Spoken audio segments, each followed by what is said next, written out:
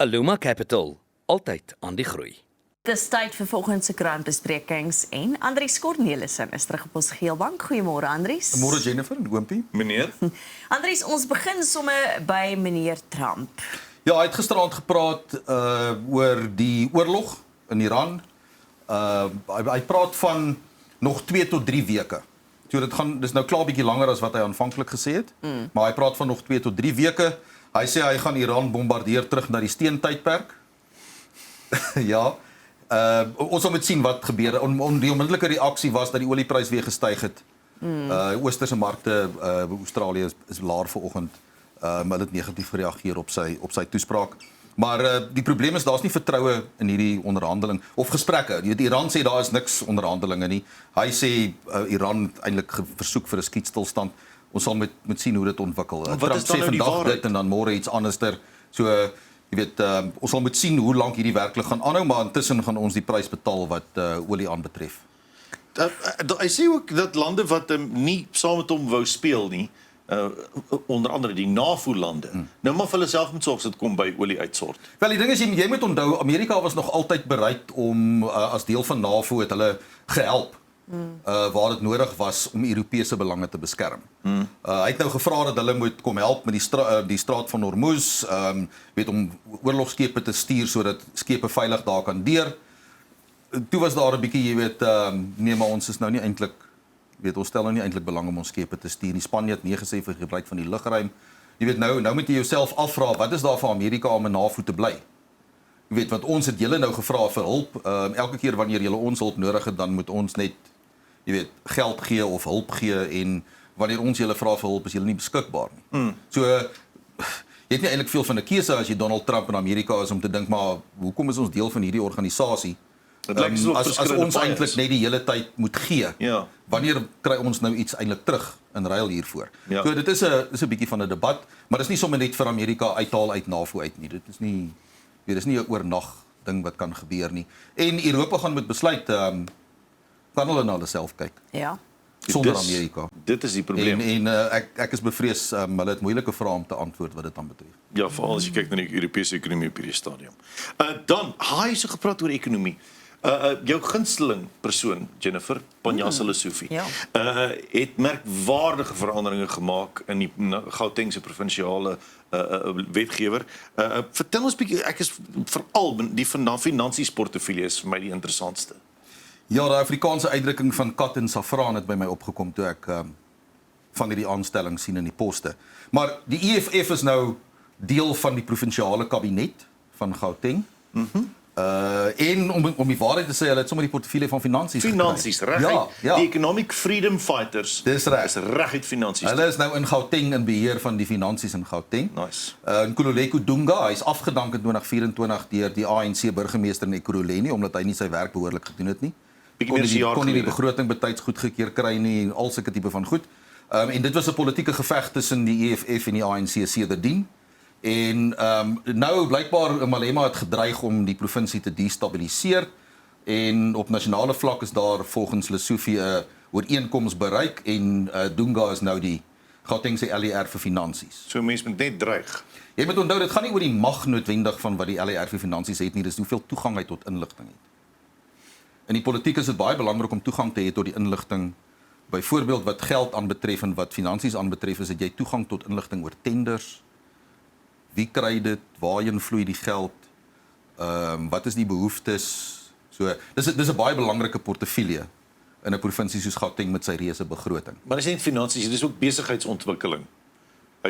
Dis val ook onder sy portefeulje. Die ding is dat jy moet ook onthou dat die groter prentjie is dat Lesufi het nou die provinsiale regering versterk. Want die koalisie is nou vergroot, dit sluit nou die EFF in. En hulle praat ook met die MK-party. Volgens Lesufi is daar ook met die DA gepraat. Maar omdat die DA en die EFF gaan nooit saam in die EFF sê hulle die nie saam met rassiste in 'n uitvoerende gesag nie. So, maar minstens Lesufi het nou die 43 uit die 80 uit, so hy het nou 'n meerderheidsregering, die koalisieregering, dis nie meer 'n minderheidsregering in Gauteng nie. En ja, kom ons kyk maar wat gebeur, maar soos ek sê, meneer Dunga en finansies sien Jennifer is choepstil. Ek hoor haar kook. Ek kan hoor die ketel sê. Minstens is daar ook 'n nuwe LER vir gesondheid, want die vorige ene was net Dink jy hierdie een is beter? nee, maar okay. verandering is soos 'n vakansie. Ek was okay, goed, ek hoor jou. Kom ons Ek was ook dankbaar ons 'n nuwe LER vir onderwys, maar ons sal sien hoe daai ook gaan. ja, kom ons hoop dit gaan beter en dan glo ons ook in die paashaas. Ai, sjoe, dankie Andries vir daai. Dan weet jy wie doen goed? SARS doen baie goed. Ja, voor ons praat oor die syfers, ek dink iemand soos Edward Kieswetter moet een of ander toekenning kry vir wat hy uitgerig het by SARS. Hy moet 'n nasionale orde kry of een of ander iets, want hy is iemand wat met waardigheid en met gesag en baie harde werk en natuurlik daar's 14.500 mense wat by SARS werk, maar hy het dit met jy weet hy het SARS gevat na waar hulle nou is. Ja. En ons weet dit was 'n gemors geweest destyds met die Zuma administrasie. So hulle het nou 2000 miljard rand ingesamel vir die eerste keer. En onder andere sluit dit 110 miljard rand in van ou skuld. Sure. Wat 'n baie belangrike ding is. Ek dink die belangrikste syfer eintlik om na te kyk is jou persoonlike inkomste is 39,5% van die totaal. So dis jou persoonlike belasting, pay as Dis you earn. baie meer as voorheen. Die maatskappybelasting is 17,4% en BTW is so 25% van daai totaal. Dis hoe die belasting opgemaak is. Okay. Ja, dan voorheen was maatskappybelasting die grootste inkomste geweest, maar is interessant. Ek dink wat hulle moet doen met Kieswetter is hulle moet hom nou net deel na 'n ander departement toe. Hulle moet loetjies trek. Waarheen gaan hy nou? Dit sal lekker wees as hy dalk in vervoer ingaan en later in onderwys, net so 4 jaar op 'n plek. Dalk sommer landbou. Dalk landbou sommer. Interessant dat die departement is wat die belastinggaders se geld vat, maar die ene wat die dienste moet gee waarvoor jy betaal, nie soos Jy sien dis waar die disconnect is as mense dit so kan noem. Dis goed en wel al hierdie geld word ingevorder. Dit is die bestuur van die besteding van daardie geld waar die probleem inkom. Waar die probleem ons gee beurse vir dooie studente. Ja. So gepraat van waar ons geld gaan. Enoch Godongwana het gesê mense moet verstaan dat die minister sukkel om 'n kar te koop vir R800,000. Jy kan nie veel koop vir R800,000. Ja, hierdie het uitgekom in 'n parlementêre vraag. Eintlik is dit al in Julie verlede jaar aangepas. Die perk. Nou, wat hulle sê is vir R800,000 kan 'n minister nie 'n geskikte motor koop om hier rond te ry in Suid-Afrika nie. So daar's niks betroubaar Nee. onder R800,000. So hulle moes daardie vlak toe nou verhoog na 1.1 miljoen toe. Nou jy weet, hierdie is dieselfde regering wat vir ons vertel elke dag oor ongelykheid en die armes. Maar ek is seker daarvan as jy nou eers op een van hierdie motorhandelaarmaatskappye gaan intik, en ek praat van tweedehandse voertuie. Minister het nie nodig om 'n nuwe voertuig te ry nie. Dan moet hy homself koop as hy nie een wil ry. Gaan intik vir R800,000. Nou die argument is dis nou die veiligheidsopgraderings, want jy weet ons kabinet is baie bang vir die gepeupel. Ja, dit Hulle moet veiligheidsmaatreëls. Was bang vir ons. Korrek, ja. Jy sien daar's byvoorbeeld gister is daar die polisie het aangekondig dat hulle 'n kaptein van die beskermingsdienste in hegtenis geneem het wat aangekla word. Nou die persoon het geld deur die finansiële stelsel, miljoene sê hulle beloop dit, wat vir die presidensiële beskermingsdienste bestem was. Het hy gaan onttrek in die stelsel en in sy eie sak gesteek. Nou dis die soort mense wat ons op daai vlakke het. Jy weet 'n kaptein wat miljoene gesteel het, want dis maklik. Want hy kan vra die toelaas aan vir die presidensiële beskermingsdienst. So, weet, hierdie is die tipe van ding van wat mense na kyk en sê maar geen wonder daar is soveel korrupsie en goed nie, want die politici kyk na die prys van voertuie. Weet, is dit regtig nodig dat ons 1,1 miljoen rand moet bestee aan een voertuig vir 'n kabinet? Hierdie was letterlik die storie wat my die kwaadste gemaak het vir die oggend, want ek het myself gedink, kan jy so ver verwyderd wees van die gewone man op straat? Dit is net nie moontlik nie. Ek het ook gaan kyk op hoeveel geld leef die meeste Suid-Afrikaners. So hulle sê die amptelike nommer is so R350, maar hulle sê die rykes maak daai nommer hoog. Jou gemiddelde Suid-Afrikaner leef enigiets tussen R49 en R250 per dag. Dit is wat Suid-Afrikaners het om mee uit te kom. R49.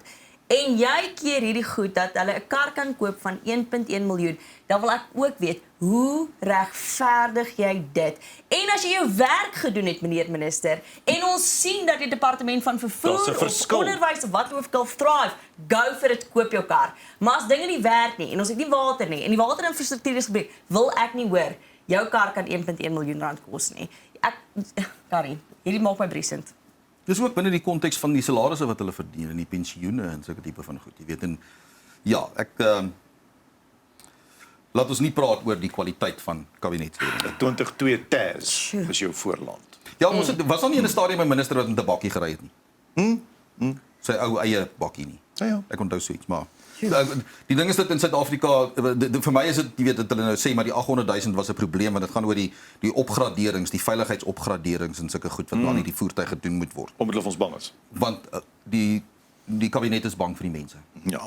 Ek dink mag jy net onthou, jy is in die politiek om die mense te dien. Jy is nie daar om jouself Nee, te dis ons verryk nie. probleem. Dit is presies die Jy is probleem. daar om te dien. Ja. In elk geval, kom ons hoor wat sê Mashaba. Is hy gelukkig nog steeds met sy besluite van die verlede? Ja, ek sien hy sê hy's baie trots op homself. Hy het 'n onderhoud met Marula Media gedoen en hy's baie trots op homself dat hy vir Siljebrink verwyder het as burgemeester van Tshwane. Hy het dit gelei sê hy en ek wil hê Suid-Afrika moet weet ek is trots daarop, sê hy. Die interessante ding daarvan is nou moet jy vir jouself en jy moet eintlik nou tussen die lyne lees en jy moet vra met ander woorde Action SA en Mashaba tree in weerwraak op want hulle het nie in belang van die inwoners van Tshwane opgetree nie. As hy nou sê hulle was bitter want hulle het gehoor die DA of Brink het na die 2024 verkiesing toe ons die regering van nasionale eenheid gekry het hulle met die ANC gaan praat om dalk op plaaslike vlak ook saam te werk. En dis toe hulle nou Action SA uitgevind het en hulle het hulle self hulle het 'n vloermoer gegooi en besluit maar ons gaan eintlik nou eers optree voordat julle van ons kan ontslaa raak, gaan ons julle ontslaa raak en hy sê as iemand my wil doodmaak, gaan ek hulle eers doodmaak. Ek weet Mashaba is net een van daai mense wat jy moet ook onthou dat in Action SA is daar geen verkose leier nie. Hulle het nog nie geen verkiesings of enigiets. Hulle het nou die dag aangekondig een of ander iemand is aangewys as die leier in Gauteng. Maar daar was nie 'n kongres of 'n verkiesing of enigiets nie. Jy weet dis mense wat basies eintlik net deur Mashaba aangewys word. Of Boumant of een van die mense wat in die hoër strukture van Action SA is. Maar ja, dit is so jy moet jouself afvra wat is hulle motivering vir hulle optrede as dit nie want nêrens sê hy het in belang van die inwoners van Tshwane opgetree nie. Dit is nogal wat jy daar is nogal kenmerkend van wat die hele artikel uitwys. Wat my ook bietjie teen die bors stuit is die feit dat hy so aggressief is. In die artikel word hy aangehaal van as jy nou sê, as jy Herman Mashaba probeer doodmaak en Herman Mashaba weet jy gaan hom probeer doodmaak, sal hy jou eerste doodmaak, sê hy. Ek verstaan nie die aggressie nie. As jy veronderstel is om vir mense in jou stemafdeling of in jou area op te tree tot vir hulle eie beswil, dis kom hulle jou instem en dit gaan op die einde oor moenie vir Herman Mashaba sê jy wil hom doen. Jy moet onthou dis nie net Action SA nie, want jy moet onthou dis al hierdie bitterpartye, want onthou Action SA is 'n bitterparty uit die DA uit. EFF is 'n bitterparty uit die ANC uit, die MK party is 'n bitterparty uit die ANC uit. Jy weet so dis nie noodwendig partye wat gedryf word deur een of ander werklike edele agenda nie. Jy weet of iets in belang van die kiesers nie. Weet hulle argument is ons is anti-DA. Want hulle het hom verraai in Johannesburg. Anti-partye. Ja, dis anti-partye. So ongelukkig het ons ook al gesien die anti-partye verdwyn eintlik maar mettertyd. Dan moet ons 'n bietjie praat oor die versoek dat wetgewing in Suid-Afrika verander. Dit is nogal 'n ding wat ons die laaste ruk kry. Kyk, ek dink die belangrike ding wat jy hier moet dis 'n nuwe projek. Hulle noem dit the Prosecution Project. Dit is belangrike organisasies in die regstelsel. Dis nie deel van die regstelsel nie, maar dit is soos byvoorbeeld CASAC, die bevordering van die grondwet. Jy weet, dis ander groepe ook, die Dula Omar Instituut. So wat hulle sê is die nasionale vervolgingsgesag is in baie groot moeilikheid. En daar's dringende modernisering nodig. Daar moet gekyk word na die vaardighede van aanklaers. Daar moet gekyk word na onafhanklikheid, met ander woorde ook wat hulle geldsaake aanbetref. Want basies is hulle is totaal blootgestel aan politieke inmenging in die nasionale vervolgingsgesag. En die rede daarvoor is, en dit jy moet nou weet, iemand gaan altyd vra maar hoekom sê jy so? Ek dink die belangrike ding is om te sê dat skuldigbevindings op die oomblik was in die 24-25 boekjaar op dieselfde vlak as in 1996. Sure. Nou dit het daarna 'n bietjie opgegaan want soos hulle sê is die polisie ons het baie toegeslaan op klein dwelmsake. Jy weet elke ou wat 'n daggasol in sy besit gehad het is aangekla en skuldig bevind. So dit het gelyk asof jy weet die skuldigbevinningskoers het nou mooi gestyg. Maar ongelukkig het die wettiging van dagga het daai syfers nou 'n bietjie verander. So wat hulle hiervan praat en dit is eintlik waar die grootste kommer is byvoorbeeld 25% van streekhofsaake vat langer as 3 jaar om af te handel. Sure. En in baie gevalle word klagtes eerder teruggetrek as wat jy uiteindelik uitkom by 'n skuldigbevinding. En dan een van die grootste probleme wat ons van weet is die gespesialiseerde handelsmisdaadsake, witboortjie misdaad. Nou as jy kyk na ons het in die mid 2000s was die skuldigbevindingskoers so wat 3 uit 100 sake. Sure. Dit is nou 2 in 1000 sake. Ag nee. Sure. Met ander woorde, ons het 'n al groter wordende probleem wat handelsmisdaad aanbetref. Korrupsie, die sogenaamde witboortjie misdaad of daai misdaad wat sommer sê geen slagoffer het nie. Waar jy met ander woorde onskuldig bevindingskoers as jy hiervan praat is 2 uit 1000. 2 uit 1000. Nou dit is jy weet jy kan net sowel eintlik maar los. En dit is waarom jy weet as jy nou kyk na Steinhoff byvoorbeeld, jy weet. Ja, wat mense wat miljoene gesteel het. Ja. Met baie mense se geld weg is. En dan het hulle pleitooreenkomste bereik, jy weet, en eintlik baie lig daarvan afgekom binne die groter prentjie. Terwyl mense se geld weg is, jy weet, mense is geruïneer. Maar ja, so dit is die probleem. Veral handelsmisdaadsake, maar daar ingryping by die nasionale vervolgingsgesag en wat hulle ook sê is hierdie is die probleem waarom mense nie die stelsel vertrou nie. En waarom mense nie 'n saak gaan aanmeld nie, want jy weet Niks gebeur nie. Niemand gaan ooit skuldig bevind word nie. Jy het net nodig om die saak so lank uit te laat sloer as moontlik. Sure. Andries, dis almal vir ons tyd het vandag. Baie dankie dat jy ons kom inlig het en kwaad gemaak het. Ons waardeer jou tyd vandag. Jou losgelaat het. Dis Andries Cornelis en ons is nou weer terug. Aluma Capital, altyd aan die groei.